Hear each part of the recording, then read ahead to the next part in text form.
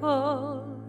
When on the world a mist began to fall, out of the dreams that rose in happy throng. I will never forget my first Bloomsday in America at the Rosenbach Museum, and this wonderful outdoor arena where so many Philadelphians came to hear readings from that great Irish novel, that great modern novel, the greatest novel in the English language of the 20th century. Stately, plump Buck Mulligan. Zoe, twirling her hand to her brow. Oh.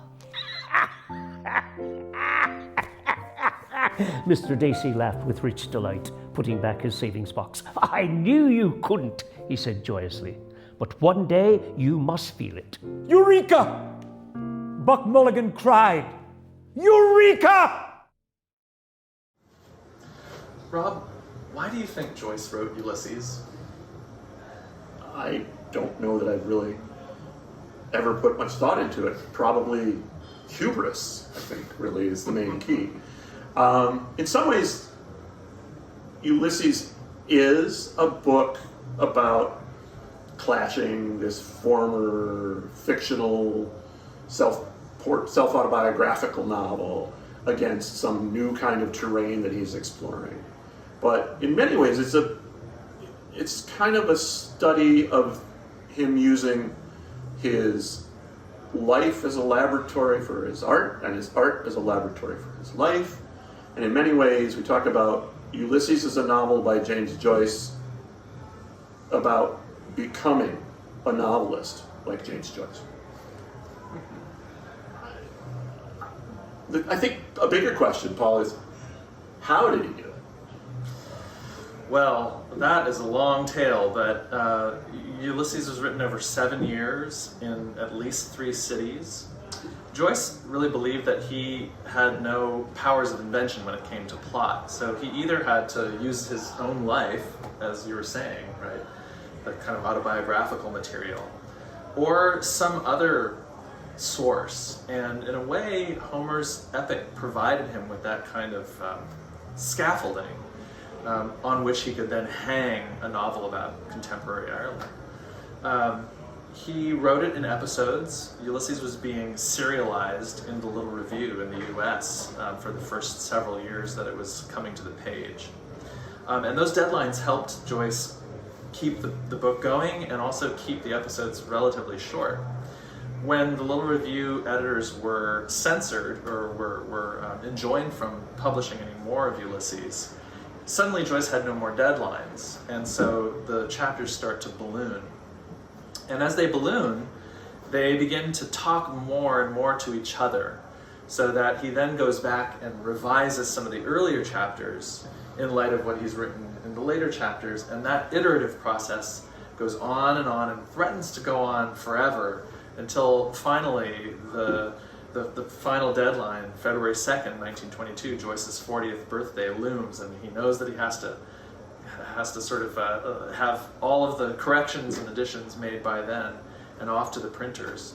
So in a way, there's this kind of artificial moment when Joyce has to abandon Ulysses and stop working on it, but you get the sense that it could have kept going and snowballing and taken up the rest of the years of his life. Happy Bloomsday! I'm Elizabeth Fuller, the librarian at the Rosenbach, here to tell you a bit about what makes our Bloomsday unique, which is the presence of the manuscript of Ulysses. Joyce had already been working on Ulysses for 4 years when it began to be published in installments in the New York magazine The Little Review in March 1918, and he was only halfway through writing it. By the middle of 1920, he was in serious financial trouble, but fortunately the Little Review's financial backer, John Quinn, an Irish-American lawyer who was a collector and patron of writers and artists, offered to buy the manuscript from him as a way of subsidizing the work. Several months later, the magazine had to stop publishing after the content of some episodes got the publishers arrested for sending obscene material through the mail. After this, Joyce had no hope of finding another publisher in the English-speaking world, but Sylvia Beach, an American expatriate who ran the Shakespeare and Company bookshop in Paris, where he was then living, agreed to take on the project, and the first complete edition was published in 1922. The next year, Quinn began selling his library at a series of auctions. Our co-founder, Dr. A.S.W. Rosenbach, was by then acknowledged as the world's leading rare book dealer, and as a scholar of literature, he knew that this was one of the world's great books. Others at the sale weren't as perceptive, and he was able to buy it in 1924 for just $1,975, less than the reserve price. He brought it home to Philadelphia, and it's been here ever since. Ulysses does to the reader very much what Joyce devised as an equivalent to Odysseus's Odyssey. That Odysseus is trying to get someplace home to Ithaca, but all kinds of things happen to him on the way that were unforeseen and unbelievable in certain respects. And he has to try to regain his motivation and to survive and to outwit the antagonists that he encounters. And so in a way, reading Ulysses for the first time is like being asked to be Odysseus, except that you didn't know that that's what you were signing on for. You thought you were reading a book. You thought you knew how to read books. You'd had a lot of experience, that you were well educated in many cases, that you were very fluent in the English language.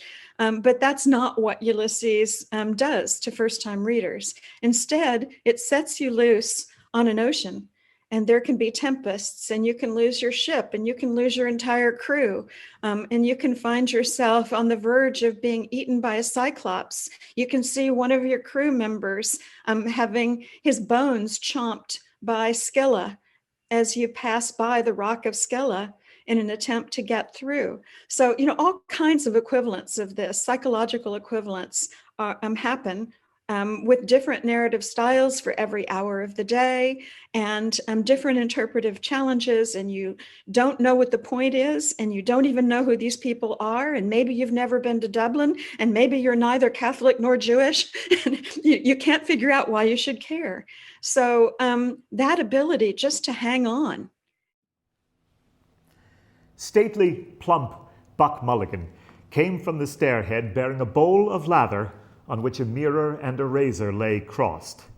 A yellow dressing gown, ungirdled, was sustained gently behind him by the mild morning air. He held the bowl aloft and intoned, "Introibo ad altari Dei." Halted, he peered down the dark, winding stairs and called out coarsely, "Come up, Kinch! Come up, you fearful Jesuit!" Solemnly, he came forward and mounted the round gun rest.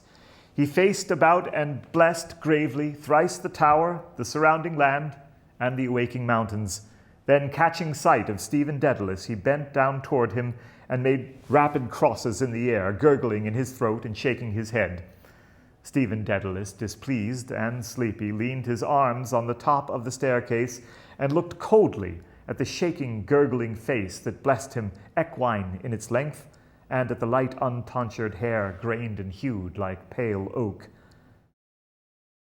The opening of the novel is something that you celebrate in retrospect, but it's a difficult thing to encounter for a first reader because there's nothing to set the scene.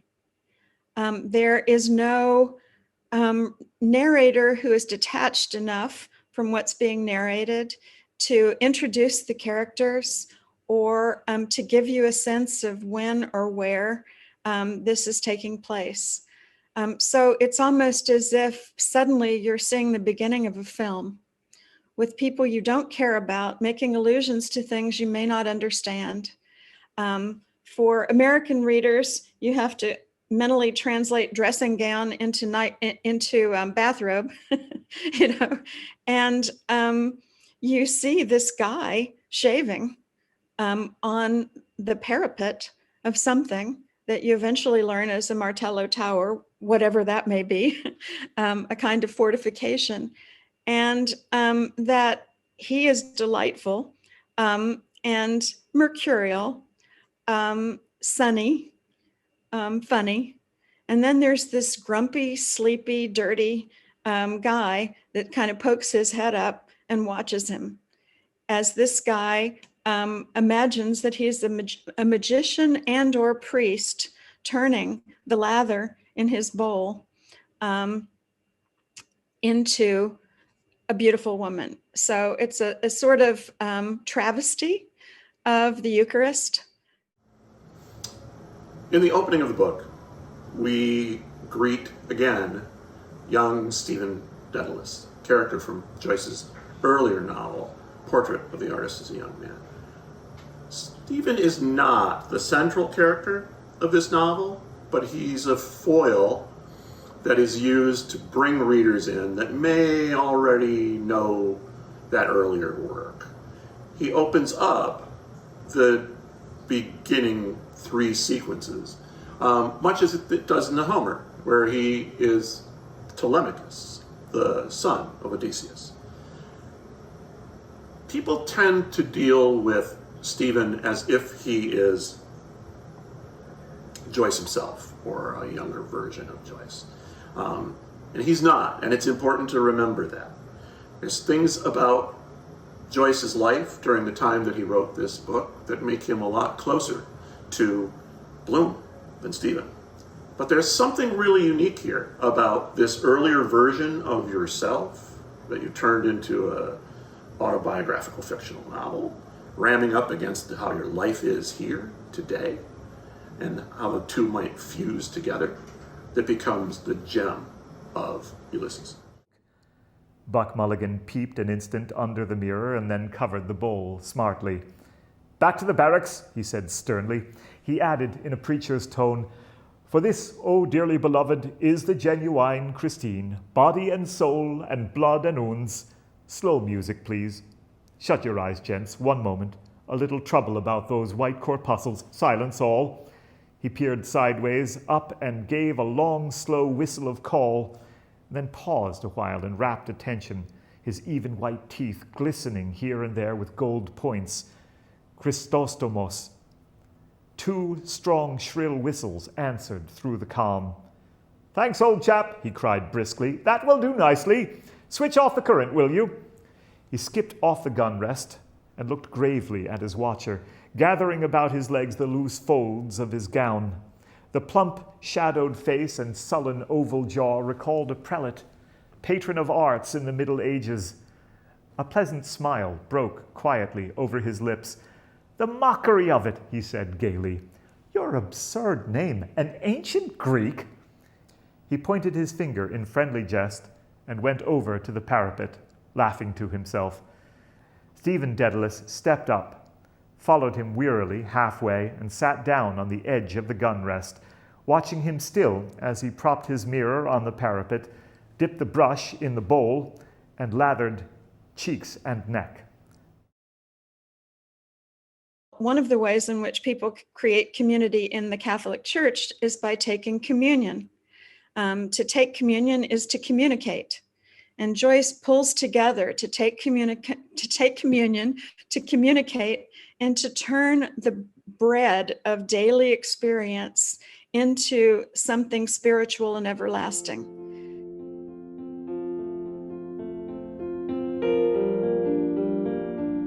The song of the cheerful but slightly sarcastic Jesus. I'm the queerest young fellow that ever was heard. My mother's a Jew, my father's a board. With Joseph the joiner I cannot agree, so here's to disciples and Calvary. If anyone thinks I am divine, he gets no free drink when I'm making the wine, but have to drink water and wish it were plain, that I make when the wine becomes water again. It can be tricky to explain briefly just what this manuscript is and how it relates to the published book. It contains a complete version of every episode, but the text is substantially different from the final version, and every episode has a different textual history. The early ones were first published in magazine form, and he took time to revise them again for the book. The last episodes were written as he was getting close to his self-imposed deadline and didn't go through as many drafts. Joyce's typical working method was to make a first draft in a notebook and revise it heavily. When he was satisfied for the time being, he made a clean copy on loose sheets of paper and sent it to a typist. He then made further changes by hand to the typed copy and sent it to the printer. After the printer set it in type, they'd send him proofs, which authors are just supposed to review to catch errors. But Joyce continued to revise and to add new material. About a third of the whole text was added at the proof stage. The result is that some of the best-known features of the book aren't present in the manuscript. Here's part of Aeolus in the first edition, with the headlines that set off each brief section of the text. Here's the same passage in the manuscript, which doesn't yet have them. He still hadn't thought of them when the little review was published. It wasn't until he got the proofs back that he began adding them, as well as more text. Ulysses was designed, in a sense, to be an experience that's much more like the experience of actual life. Literature is not life in that it's a retrospective understanding packaged through story. Ulysses doesn't do that. Instead, what it does is assault your senses and your imagination and your sense of the unknown. And it does it for a really long period of time. Stale, smoky air hung in the study with the smell of drab, abraded leather of its chairs. As on the first day he bargained with me here, as it was in the beginning, is now. On the sideboard the tray of Stuart coins, base treasure of a bog, and ever shall be, and snug in their spoon case of purple plush, faded, the 12 apostles having preached to all the Gentiles, world without end. A hasty step over the stone porch and in the corridor. Blowing out his rare mustache, Mr. Dacey halted at the table. First, our little financial settlement, he said. He brought out of his coat a pocketbook bound by a leather thong. It slapped open, and he took from it 2 notes, one of joined halves, and laid them carefully on the table. "Chew," he said, strapping and slowing his pocketbook away. And now his strong room for the gold. Stephen's embarrassed hand moved over the shells heaped in the cold stone mortar, whelks and money cowries and leopard shells. And this whirled as an emir's turban, and this the scallop of St. James. An old pilgrim's hoard, dead treasure, hollow shells. A sovereign fell, bright and new, on the soft pile of the tablecloth.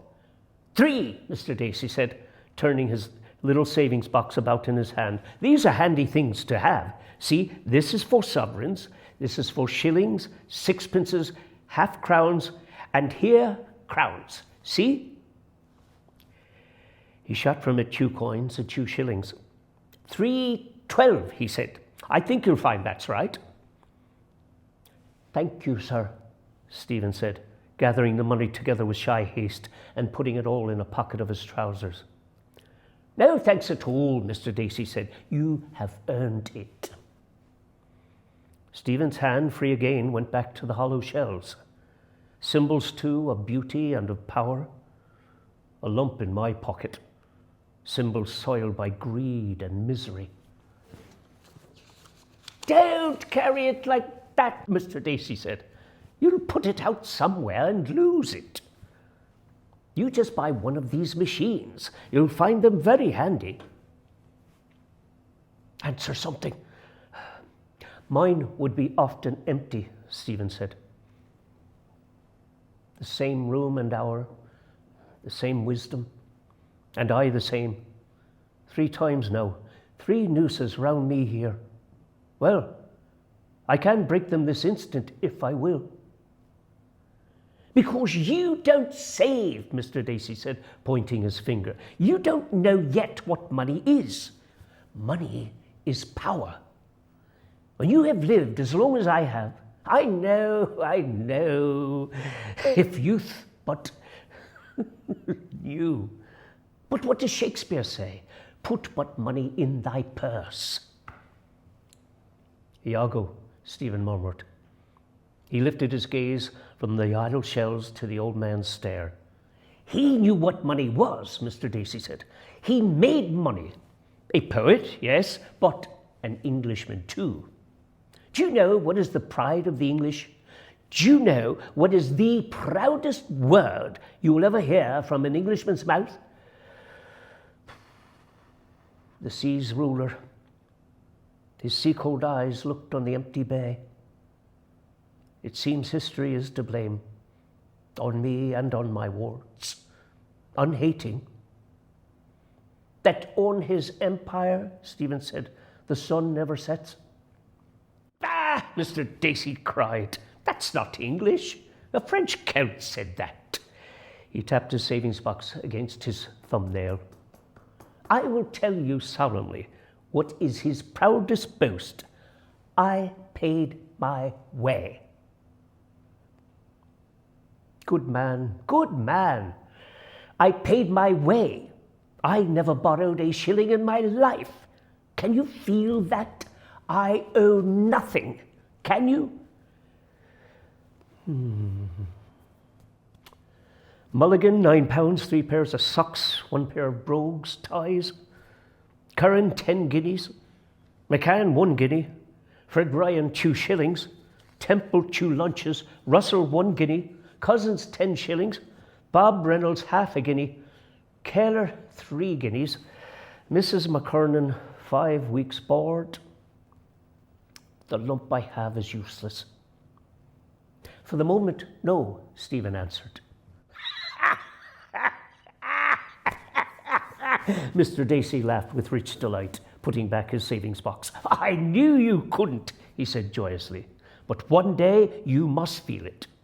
We are a generous people, but we must also be just. I fear those big wards, Stephen said, which make us so unhappy. We are now happily greeting Mr. Leopold Bloom in his kitchen on an early morning. Bloom's cat is about as he's starting to prepare some kind of breakfast for his wife. And he thinks about the cat quite a bit, as he's also thinking about what he would like to eat for breakfast himself. But it's also important to remember, this is a man in 1904 making breakfast to bring to his wife, who is laying still in bed. There's a compassion in Bloom that we are noting within this first sequence.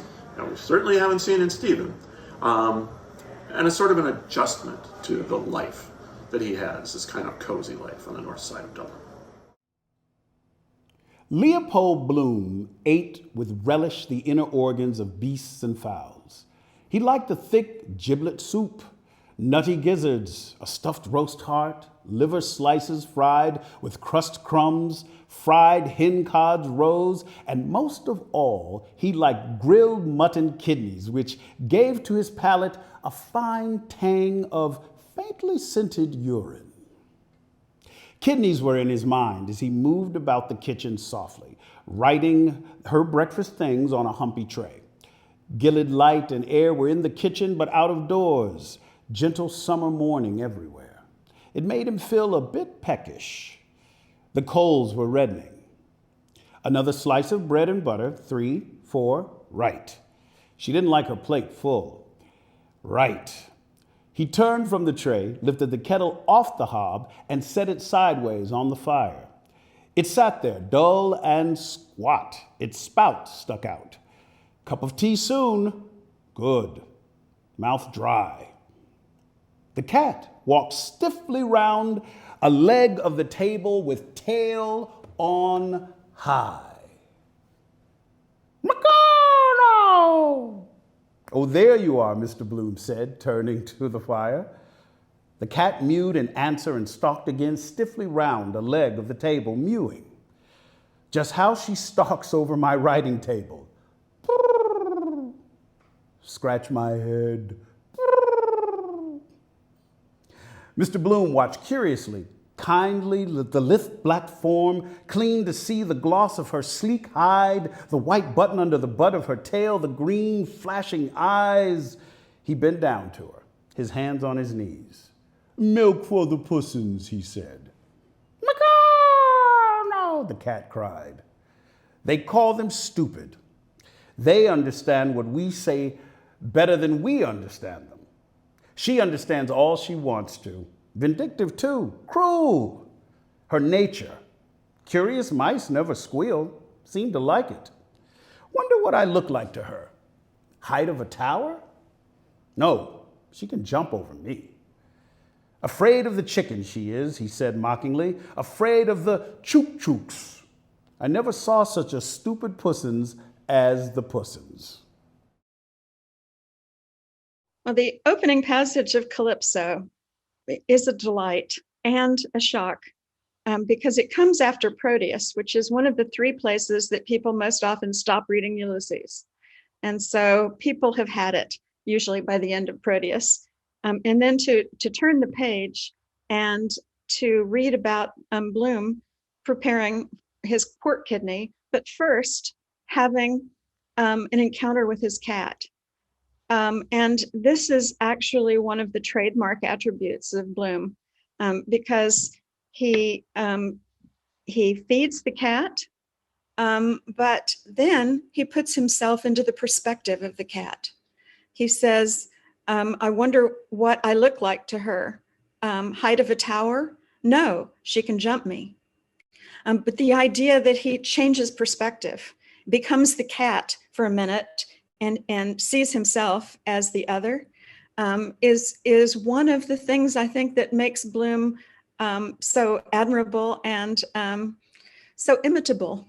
It reminds me of another passage where, one of my favorite passages, where he sees a prostitute, and instead of saying, ooh, or, gross, or yum, or any of the things people might say when they see a prostitute and think of her as a consumable object, he thinks how it must be hard to be a rookie prostitute and be rejected so often until you get hardened. Anyway, he throws himself into the position of the prostitute. So, Bloom's capacity to project himself into the experience of other people is one of his most absolutely delightful attributes.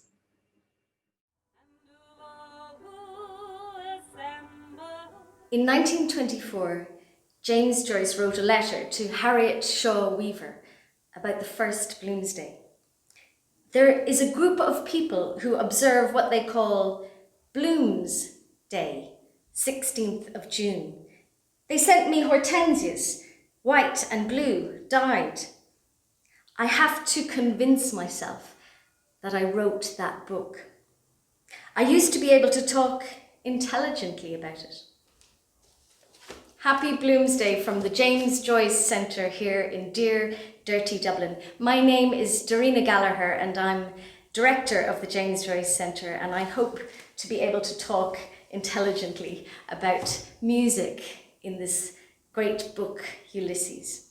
Music was my key into the book. Without it, I really couldn't have explored the characters and the scenes and the writing and the streams of consciousness that lead you in so many different directions. Music is everywhere in Ulysses, and music is everywhere in Bloomsday in Dublin. We're so lucky to have a wealth of singers and performers around the city every year to guide us through the songs and soundscape of the city. Right from the beginning of Ulysses, we hear music. Stephen Dedalus sings, "I am the boy that can enjoy invisibility," from an old music hall song from a Christmas pantomime that he remembers that his mother used to go to.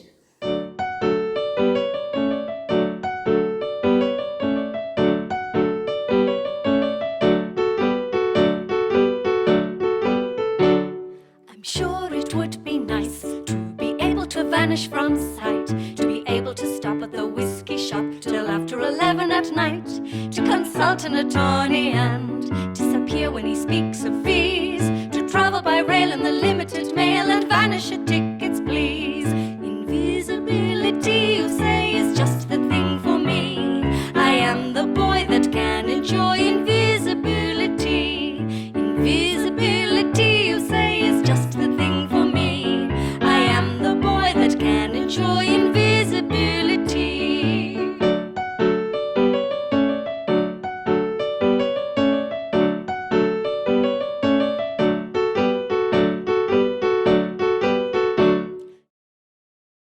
at the end of the middle section of Ulysses, the 12 episodes that are really the center of it. There are 3 chapters that take as their symbol the virgin, the mother, and the whore. So those 3 aspects of women are just a distillation almost of the way in which people evolve over time. Bloom is arguably still held captive by the virgin, the memory on Hoth when he and Molly, first had sex.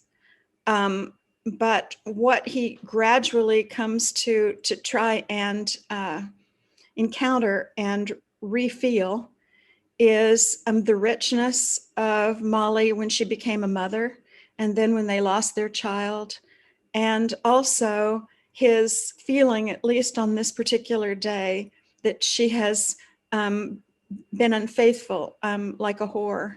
And that willingness to recognize all of those aspects of Molly, and then to see reflected in himself that he too has multiplied in a mercurial kind of way. This is kind of how he comes to represent the city of Dublin. He imaginatively has the ability to put himself in the positions of many people, the many, many people he encounters. And in his multiplicity, and in Molly's multiplicity, there is a sense which is not at all sentimental, not at all romanticized, but an almost passionate, in the sense of the etymological meaning of passion is suffering, a passionate re-engagement that allows them to come back into bed at the end of the day and at least be together again, even if they're facing in opposite directions. Stuck on the pane. 2 flies buzzed. Stuck. Glowing wine on his palate lingered, swallowed. Crushing in the wine-pressed grapes of Burgundy, sun's heat it is. Seems to a secret touch telling me memory.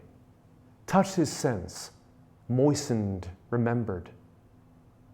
Hidden under wild ferns on Howth, below us, bay sleeping. Sky? No sound. The sky. The bay, purple by the Lion's Head, green by Drumleck, yellow-green towards Sutton. Fields of undersea, the lion's faint brown in grass, buried cities.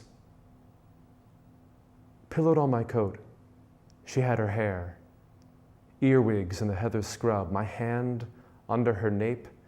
You'll toss me all. Oh, wonder. Cool soft with ointments, her hand touched me, caressed. Her eyes upon me did not turn away. Ravished over her I lay, full lips open, kissed her mouth.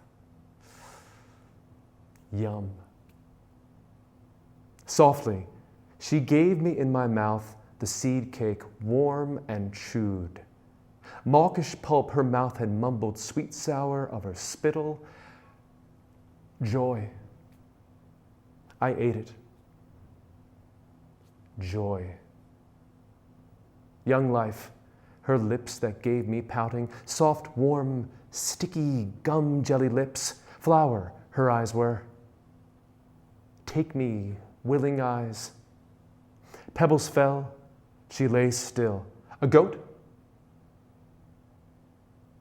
No one. High on Ben Howarth rhododendrons, a nanny goat, walking sure-footed, dropping currants. Screened under ferns, she laughed warm-folded. Wildly I lay on her, kissed her, eyes, her lips, her stretched neck beating, women's breasts full in her blouse of nuns veiling, fat nipples upright, hot. I tongued her, she kissed me. I was kissed. All yielding, she tossed my hair, kissed. She kissed me. Me. I'm me now. Stuck. The flies buzzed. Yeah, this is a magnificent passage and probably one of the most famous set pieces in Ulysses for a couple of reasons.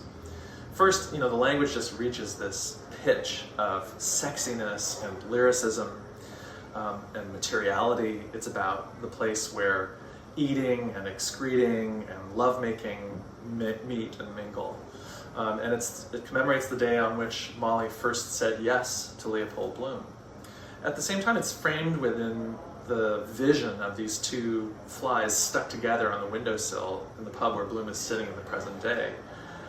Yes, they're mating, so in a way they're sort of setting up this memory of a very intimate moment with Molly. At the same time, they are also stuck together and they're flies, and so there's a kind of dark shadow cast on that memory by these two insects in the present that helps really drive home a kind of pang of regret and a sense of loss and all of the distance that this couple has covered since that first important yes. Our young Irish bards, John Eglinton censured, have yet to create a figure which the world will set beside Saxon Shakespeare's Hamlet, though I admire him as old Ben did on this side idolatry. All these questions are purely academic, Russell oracled out of his shadow. I mean whether Hamlet is Shakespeare or James I or Essex. Clergymen's discussions of the historicity of Jesus. Art has to reveal to us ideas, formless spiritual essences. The supreme question about a work of art is out of how deep a life does it spring. The painting of Gustave Moreau is the painting of ideas, the deepest poetry of Shelley. The words of Hamlet bring our minds into contact with the eternal wisdom, Plato's world of ideas. All the rest is the speculation of schoolboys for schoolboys. Joyce, his own position about Irish freedom was different from that of many of his more violent contemporaries. He has Stephen say in Ulysses, "It is in here that I must kill the priest and the king." And it's very interesting because Martin Luther King said something very similar, that the body cannot be free if the mind is enslaved. For me, Joyce seems to give us a complete picture of Dublin in song. He gives us the whole city singing. All the characters are referencing music and song lyrics as they wander through the streets of Dublin.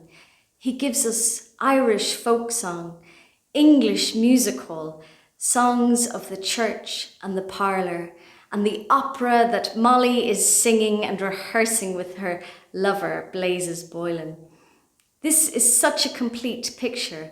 We hear in the Sirens episode the Ormond Hotel coming to life, bursting with songs.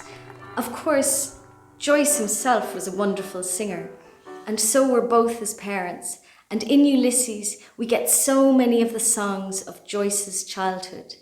In that Sirens episode, Simon Dedalus, who's so much based on Joyce's father, sings his favourite party piece, Mappery, from the opera Martha. We also get Joyce's party piece that he performed in a few streets away from the James Joyce Centre, The Man That Broke the Bank from Monte Carlo. As I walk along the wobble along with an independent air, you can hear the girls declare he must be a millionaire. You can hear them sigh and wish to die. You can see them wink the other eye for the man that broke the bank in Monte Carlo. Once more for Ireland. All together now. As I walk along the wobble along with an independent air, you can hear the girls declare he must be a millionaire. You can hear them sigh and wish to die. You can see them wink the other eye for the man that broke the bank in Monte Carlo. For the man who broke that bank in County Carlo.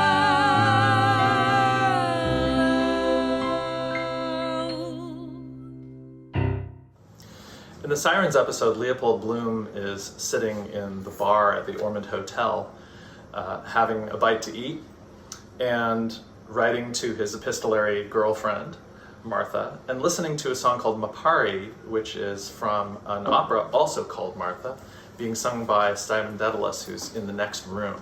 So Bloom is overhearing this song. One kind of writer would have shown us Bloom reacting just to the lyrics of the song. But Joyce instead lets us see Bloom's thoughts wandering through a lot of different layers. Sometimes he's thinking about the lyrics to the song. Sometimes he's thinking about memories that they help elicit in him. He thinks about why tenors get lots of women. He thinks about his affair. He thinks about his marriage. He thinks about how music affects people. And he watches other listeners reacting to the music. At the same time, while all that is going on, the music is warping the narrative language of the scene itself. So at this other level, the language it is being kind of suffused with the musicality of Simon Dedalus's performance. So nothing is safe from music in Joyce's Sirens. Keep a trot for the avenue, his hands and feet sing too. Drink, nerves overstrung. Must be abstemious to sing. Jenny Lynn's soup, stock, sage, raw eggs, half pint of cream for creamy dreamy. Tenderness, it welled. Slow, swelling, full, it throbbed. That's the chat. Give, take, throb, a pulsing, proud, erect. Words? Music? No, it's what's behind. Bloom looped, unlooped, noted, disnoted, Bloom, full of warm jam, lick it up, secretness, flowed to flow in, music out, in desire, dark to lick, flow invading, tipping her, tapping her, tapping her, topping her. Top, pores to dilate, dilating. Top, the joy, the feel, the warm, the top. To pour o'er sluices, pouring gushes. Flood, gush, flow, joy gush, tup throb, now. Language of love. Ray of hope is beaming. Lydia for Lidwell, squeak, scarcely hear, so ladylike, the muse unsqueaked, a ray of hop. Martha, it is. Coincidence. Just going to write. Lionel's song. Lovely name you have. Can't write, except my little prez. Play on her heartstrings, purse strings, too. She's a... I called you naughty boy. Still the name. Martha. How strange today. The voice of Lionel returned, weaker but unwearied. It sang again to Richie Poldy, Lydia Lidwell, also sang to Pat, open mouth, ear, waiting to wait. How first he saw that form endearing. How sorrow seemed to part. How look, form, word charmed him. Gowd Lidwell won Pat Bloom's heart. Wish I could see his face, though, explain better why the barber and Dragos always looked my face when I spoke his face in the glass. Still hear it better here than in the bar, though farther. Each graceful look. First night when I saw her at Matt Dillon's in Terriner, yellow, black lace she wore, musical chairs, we two, the last, fate. After her, fate. Round and round, slow, quick round, we two all looked, halt, down she sat. All ousted look, lips laughing, yellow knees, charmed my eye. Singing. Waiting, she sang. I turned her music. full voice of perfume of what perfume does to your lilac trees. Bosom, I saw, both full, throat warbling, first I saw. She thanked me. Why did she me? Fate. Spanishy eyes under a pear tree alone patio this hour in old Madrid, one side in shadow, Dolores, she Dolores. At me, luring. Alluring. Martha. Oh, Martha, quitting all languor, Lionel cried in grief, in cry of passion, dominant to love, to return with deepening, yet with rising chords of harmony. In cry of Lionel loneliness that she should know, must Martha feel. For only her he waited. Where? Here, there. Try there, here. All try where? Somewhere. Come, thou lost one. Come, thou dear one. Alone, one love, one hope, one comfort me. Martha, chestnut, return. Come, it soared, a bird, it held its flight. A swift, pure cry, soar silver orb, it leaped serene, speeding, sustained, to come. Don't spin it out too long, long breath, he breathe long life. Soaring high, high, resplendent, aflame, crowned. High in the effulgence symbolistic, high of the ethereal bosom, high of the high vast iridation everywhere, all soaring all around about the all, the endlessness. To me, Leopold,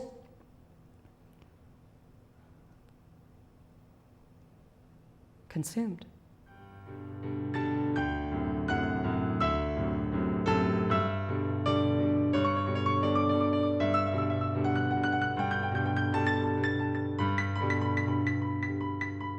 Joyce banks his shots. He seems to be directing the ball at one side of the table. But the point of doing that is to create a motion that moves in the opposite direction and hits another ball in the pocket. And when he seems to be aiming at one thing, he's always really aiming at the reader. And that's what people find most difficult, I guess. They try to approach literature as if it were a window and not a mirror. And they feel obstructed when they can't see what they expected to see through that window. And they're not expecting to see a mirror. And they're not expecting to be being stimulated in uncomfortable ways to perhaps continue to evolve and grow. Show us over the drink, says I. Which is which? That's mine, says Joe, as the devil said to the dead policeman. And I belong to a race too, says Bloom, that is hated and persecuted. And now, this very moment, this very instant, Gob, he near burnt his fingers with the butt of his old cigar. Robbed, says he. Plundered, insulted, persecuted, taking what belongs to us by right at this very moment, says he, putting up his fist. Sold by auction in Morocco like slaves or cattle. Are you talking about the New Jerusalem? Says the citizen. I'm talking about injustice, says Bloom. Right, says John Weiss. Stand up to it then with force, like men. That's an almanac picture for you. Mark for a soft-nosed bullet, old lardy face standing up to the business end of a gun. Gob, he'd adorn a sweeping brush, so he would, if he only had a nurse's apron on him. And then he collapses all of a sudden, twisting around all the opposite, as limp as a wet rag. But it's no use, says he. Force, hatred, history, all that. That's not life for men and women, insult and hatred, and everybody knows that it's the opposite of that. that is really life. What? Says Alf. Love, says Bloom. I mean the opposite of hatred. I must go now, says he to John Weiss. Just round to the court a moment to see if Martin is there. If he comes, just say I'll be back in a second. Just a moment. Who's hindering you? And off he pops like greased lightning. A new apostle to the Gentiles, says the citizen. Universal love. Well, says John Weiss, isn't that what we're told? Love your neighbor. That chap, says the citizen. Beggar my neighbor is his motto. Love Moya. He's a nice pattern of Romeo and Juliet. Love loves to love love. Nurse loves the new chemist. Constable 14A loves Mary Kelly. Gertie McDowell loves the boy that has the bicycle. MB loves a fair gentleman. Lee Chi-han, lovey up, kissy, cha-poo chow. Jumbo the elephant loves Alice the elephant. Old Mr. Versecoil, with the ear trumpet, loves old Mrs. Versecoil, with the turned-in eye.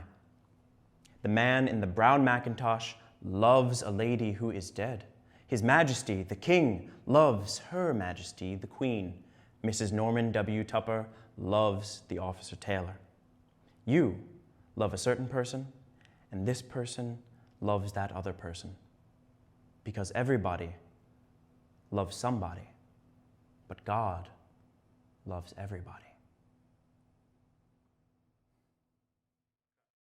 The opposite of hatred.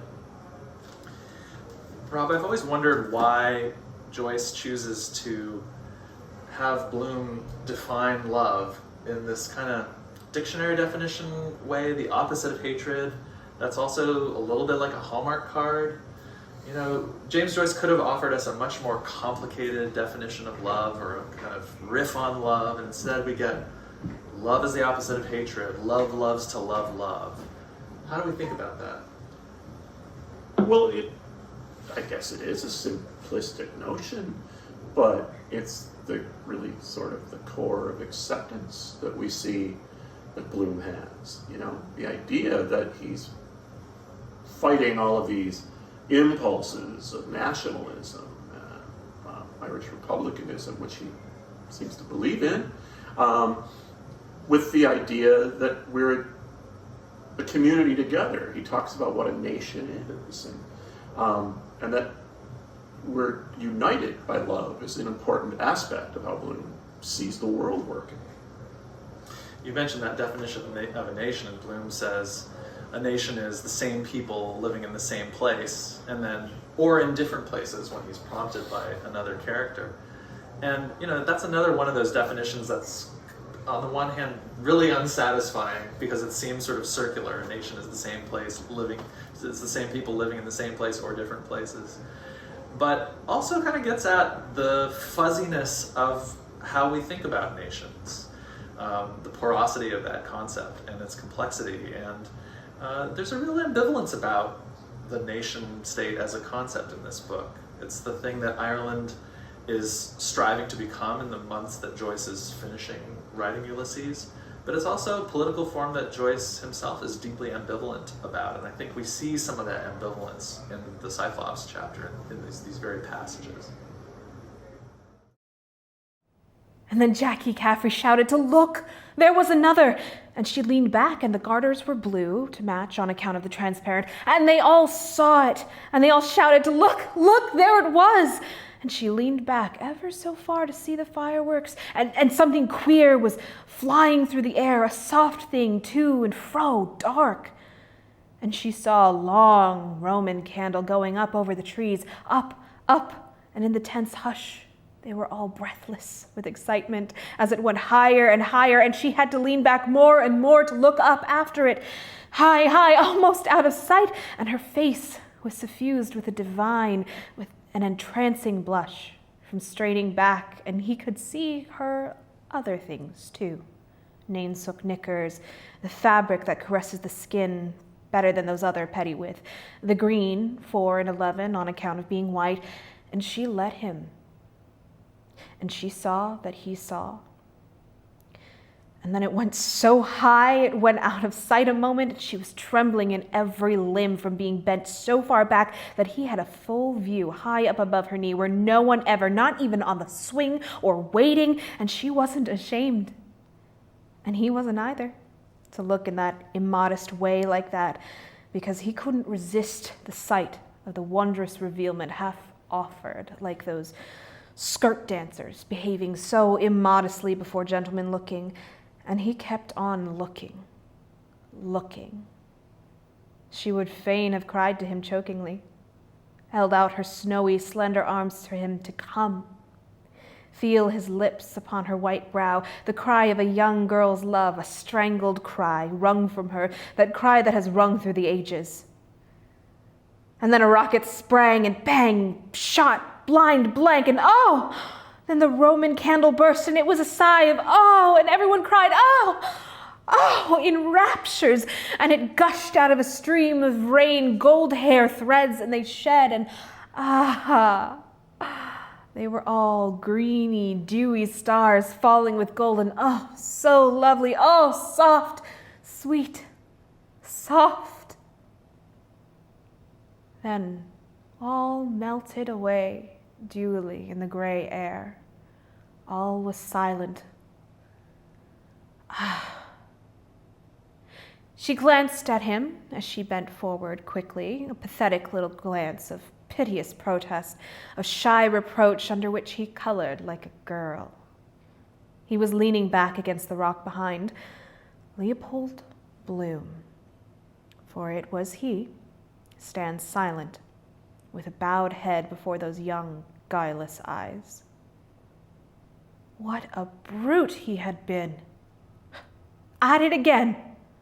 A fair, unsullied soul had called to him, and wretch that he was, how had he answered? An utter cad he had been, he of all men! But there was an infinite store of mercy in those eyes. For him, too, a word of pardon, even though he had erred and sinned and wandered. Should a girl tell? No. 1,000 times no. That was their secret, only theirs, alone in the hiding twilight, and there was none to know or tell save the little bat that flew so softly through the evening to and fro, and little bats don't tell. Sissy Caffrey whistled, imitating the boys in the football field to show what a great person she was, and then she cried, "Gertie! Gertie, we're going! Come on, we can see from farther up!"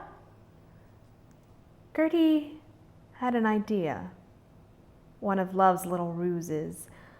She slipped a hand into her kerchief pocket, took out the wadding and waved in reply, "Of course," without letting him, and then slipped it back. Wonder if he's too far to. She rose. Was it goodbye? No. She had to go, but they would meet again there, and she would dream of that until then, tomorrow, of her dream of yestereve. She drew herself up to her full height. Their souls met in a last lingering glance, and the eyes that reached her heart, full of a strange shining, hung enraptured on her sweet flower-like face.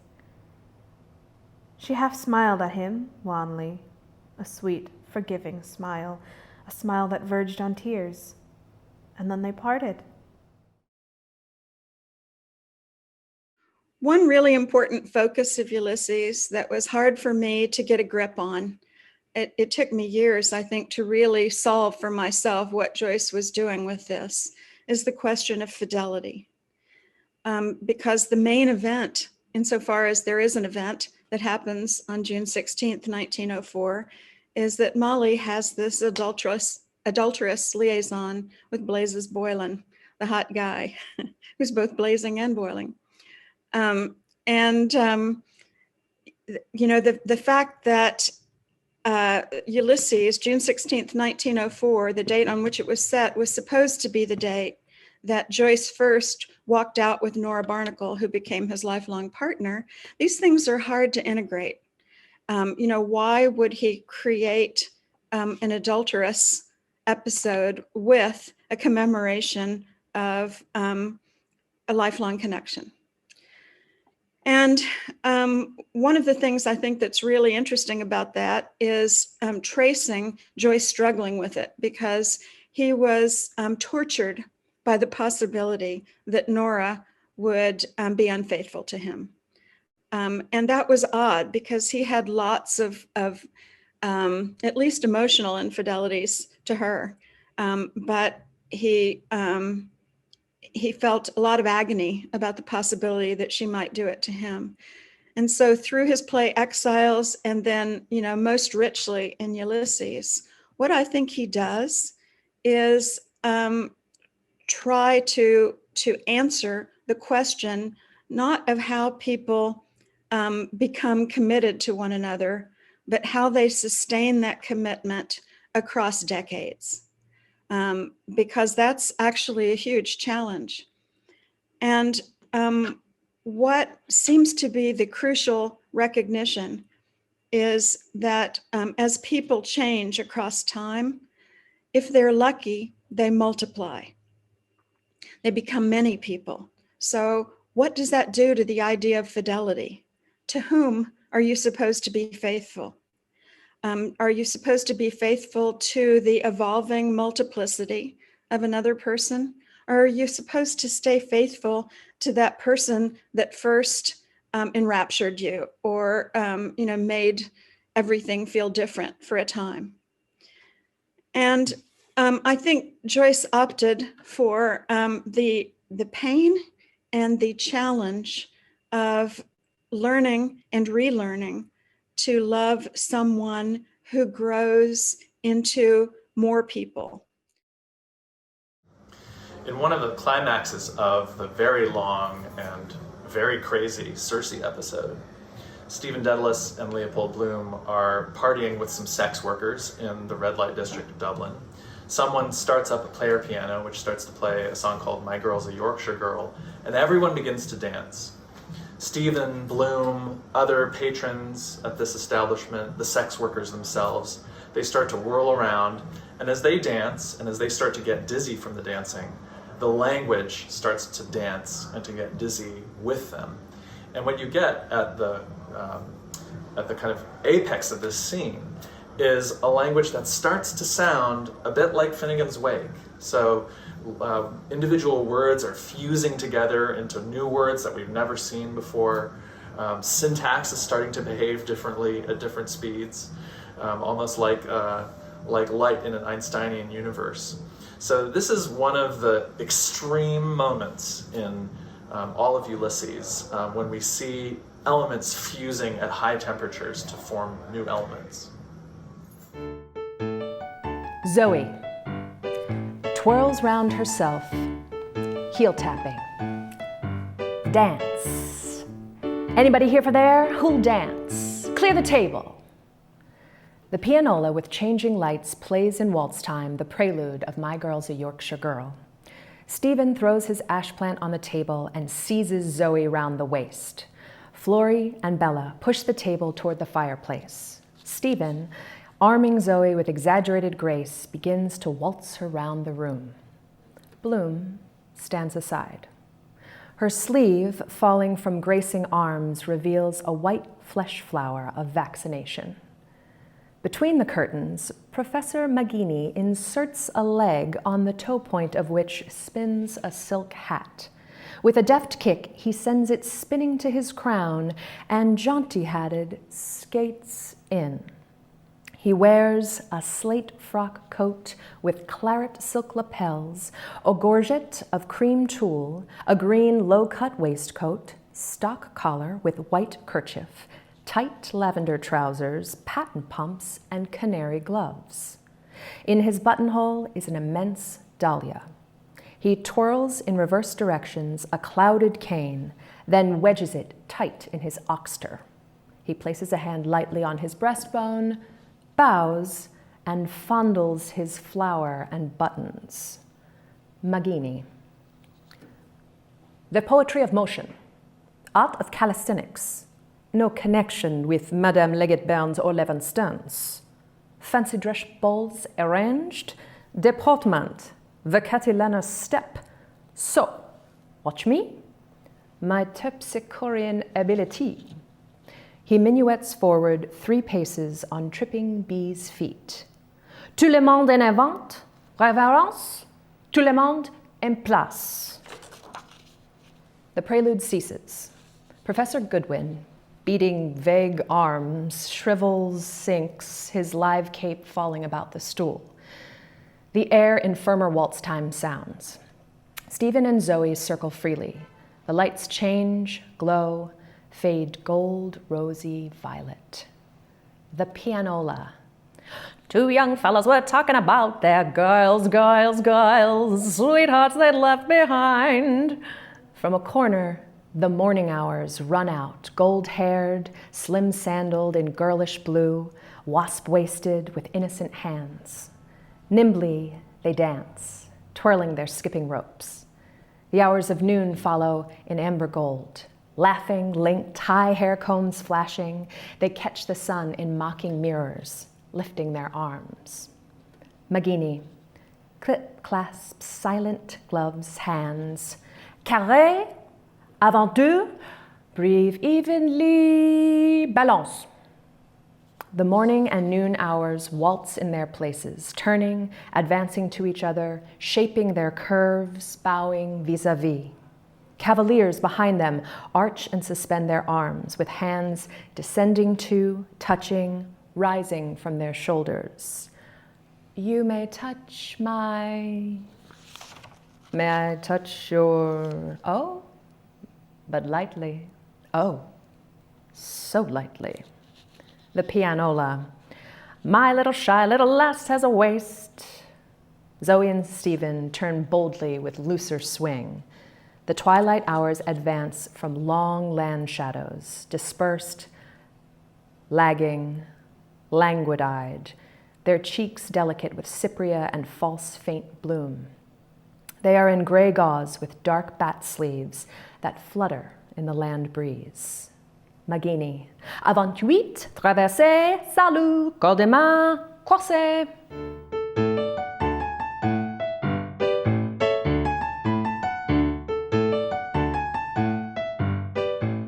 Joyce liked to say that his name and Freud's meant the same thing, joy. And Joyce is like Freud in the way that he taps into the unconscious through language. Not only are you able to read the unconscious of Joyce's characters through a deeper look at the words that they use and the patterns that get formed over time, but also Joyce is able to play with the reader's unconscious, mostly in the Circe episode, where the book comes back in distorted forms. Nabokov said that Circe was the book dreaming itself. You know, so that emphasis on the unconscious and the way in which it's the residue of awareness gets deposited in language is incredibly exhilarating, liberating, and fun. Some of the songs that are so beautiful for me in Ulysses are the Irish folk songs. Stephen and Bloom talk about nationhood and nationality as they drunkenly walk home from the red light area in Dublin back to 7 Eccles Street. The song they share at that time is the most beautiful Shul, Shul, Shularoon. Shul, Shul, Shularoon, Shul go sucker agus Shul go kyun, Shul go tharisak is lum, is go jay to ma fornin slon.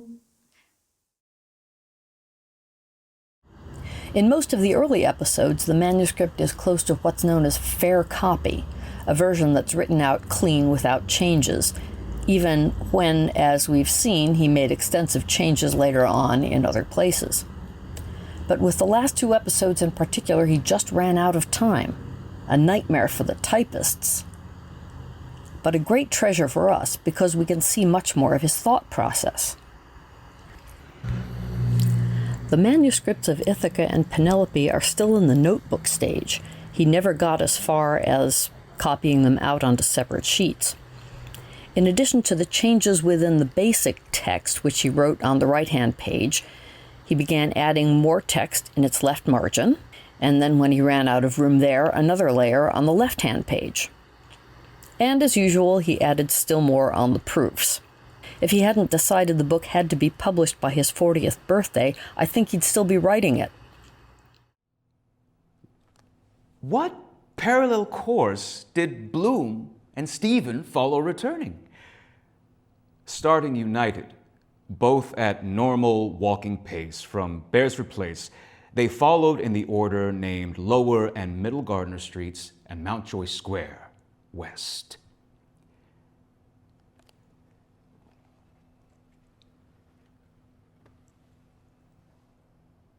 Then, at reduced pace, each bearing left, Gardner's Place by an inadvertence as far as the farther corner of Temple Street. Then, at reduced pace with interruptions of halt, bearing right, Temple Street north as far as Hardwick Place. Approaching, to spare it, at relaxed walking pace, they crossed both the circus before George's Church diametrically, the chord in any circle being less than the arc in which it subtends. Of what did the duumvirate deliberate during their itinerary?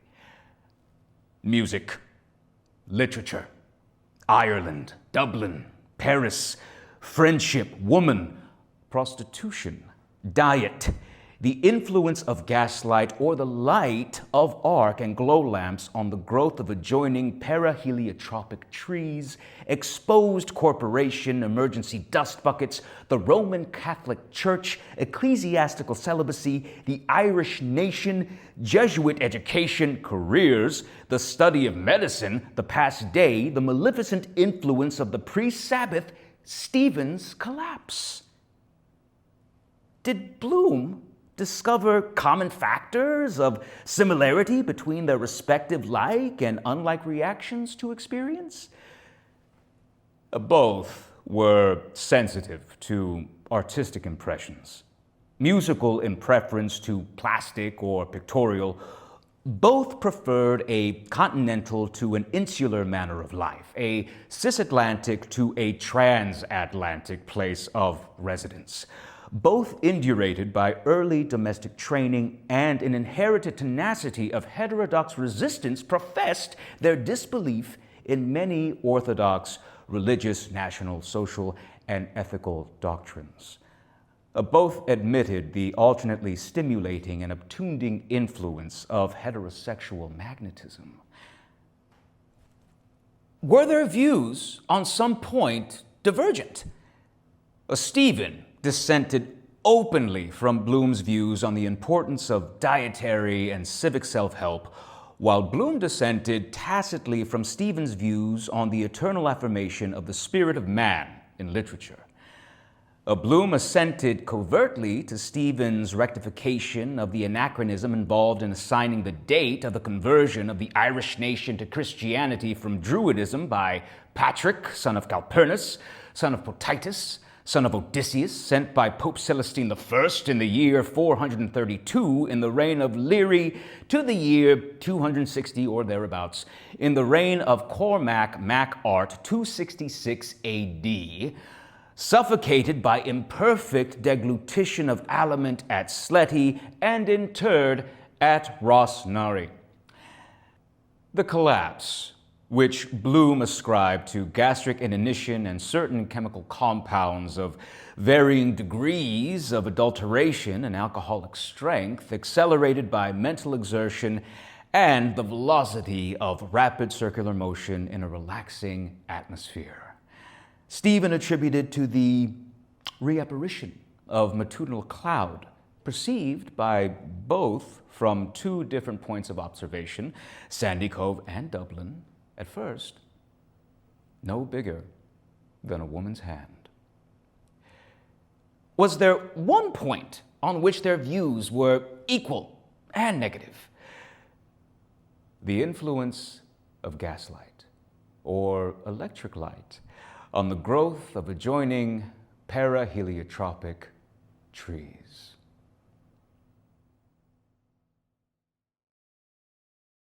Whereas he knew that he knew that he knew that he was not. So here we are in the penultimate episode of Ulysses. Stephen and Bloom are finally together. It's the big denouement. And we get this question and answer form that's very clinical and feels very cold. What is going on here? And what would you tell a first-time reader of the Ithaca episode, Rob, that they needed to know? I often tell people in looking at Ithaca that they should forget about the whole catechism thing. That's sort of something to learn about. But the real thing here is an examination of a life. And I just turn them to the first 20 minutes or so of Frank Capra's It's a Wonderful Life that everybody sees every Christmas, in which the two angels on high are looking down on the life of George Bailey just before they're going to come in and muck it all about. And it's interesting to look at it that way because their viewpoint, the viewpoint of these questioner and answer people, are just raising and raising and raising above the whole scene, while we still get intensely detailed descriptions of and accountings of Bloom's dresser drawer, Bloom's bookshelf, Bloom's ledger, Bloom's hopes and dreams to live as a country squire. At the same time, there's this commingling of Stephen and Bloom that's really wonderful. And then the camera just kind of keeps raising up until Bloom falls asleep and there's a dot at the end of the page. Joyce's books are a little bit like that kind of mirror for your interior, for your psychic processes, for your learned habits, for your sense of humor, for your willingness to continue to change and grow. The Dead, Joyce's famous short story from the Dubliners, is ostensibly about hospitality. And I think Ulysses also is really crucially about hospitality. Xenia was the ancient Greek value of hospitality to strangers. And although Ulysses diverges from Homer's epic in all sorts of ways, I do think that question of what hospitality we owe a stranger is at the center of this book. And, you know, for Joyce, it was a theme that was unfolding in the context of colonialism. I think in 2021, the question of what we owe one another in times of forced migration, in times of violence and scarce resources and public health disasters, and what it means to live with and among and productively and peaceably with people who differ from one is couldn't be a more crucial question for us. And this is a book that is thinking through that question of hospitality and doing so in ways that still, I think, tingle for people 99 years later.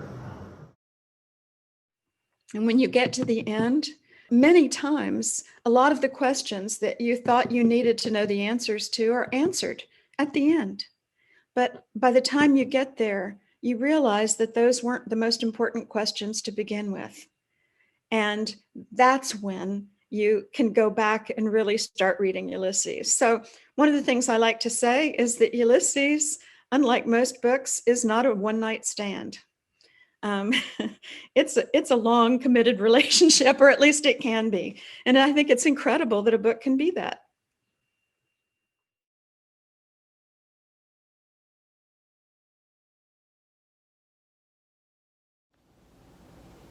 Hi, I'm Drucy McDaniel. except on June 16th, when I have the good fortune to, for many of the past years, to be known as Molly Bloom. It is an honor that I don't even have words for, so I'm not even going to try. But everything I know about Ulysses, I learned through the Rosenbach and my mentor, Mike Toner. Everything I know about Molly Bloom, I think I know by simply being a woman. And it never ceases to amaze me that it was a man who wrote that astonishing soliloquy where Molly lies in bed and just has a stream of consciousness about her life. There's talk in literature of an everyman character or an every woman character, and I think sometimes it's thought that it's because those people are so generic that they could apply to anybody.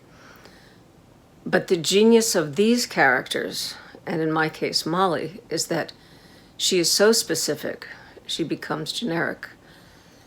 In her dreams, in her hopes, in her losses, births, deaths, frustrations, marriage, evolution, and all of which I have been able to experience over my time doing Molly, because I have evolved with marriage, birth, dreams, hopes, frustrations, losses, and I just would like to say that it is a remarkable piece. I'm going to have to find someone to let me do it every year for the rest of my life, because it is cathartic, not just for me, but clearly for the audience.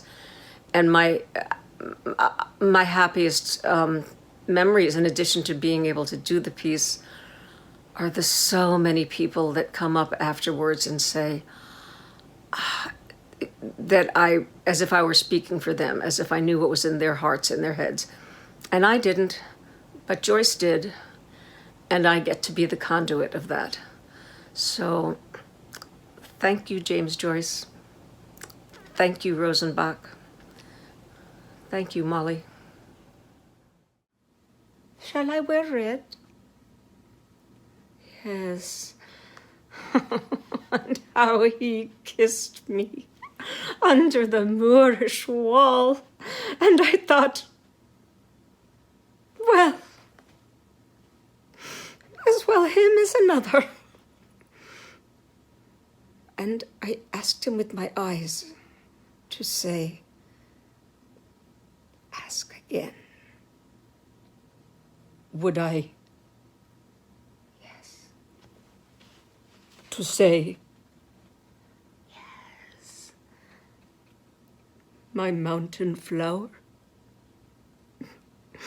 And at first, I put my arms around him, yes, and I drew him to me so he could feel my breasts all perfume, yes, and his heart was going like mad, and I said, yes.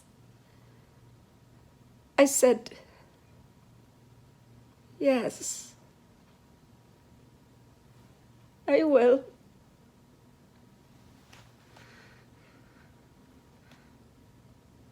Yes.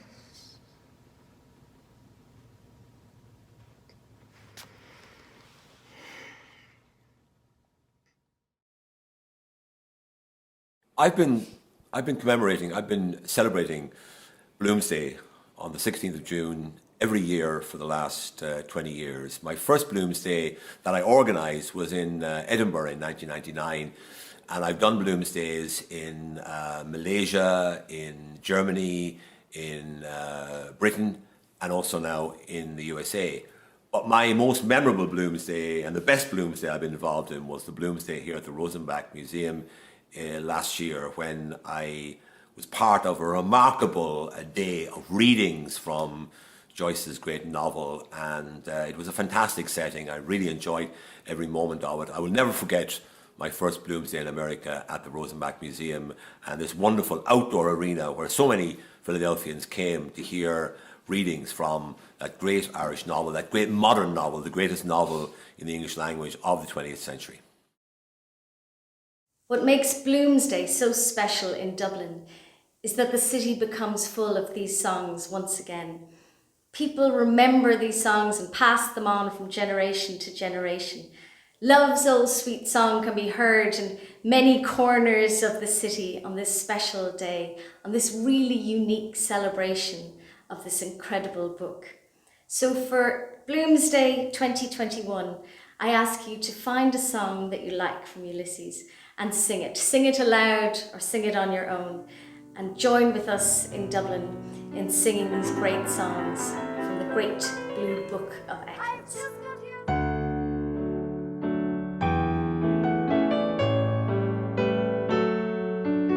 Joyce, his main value is to help the reader blossom or bloom. So. Once in the dear dead days beyond recall,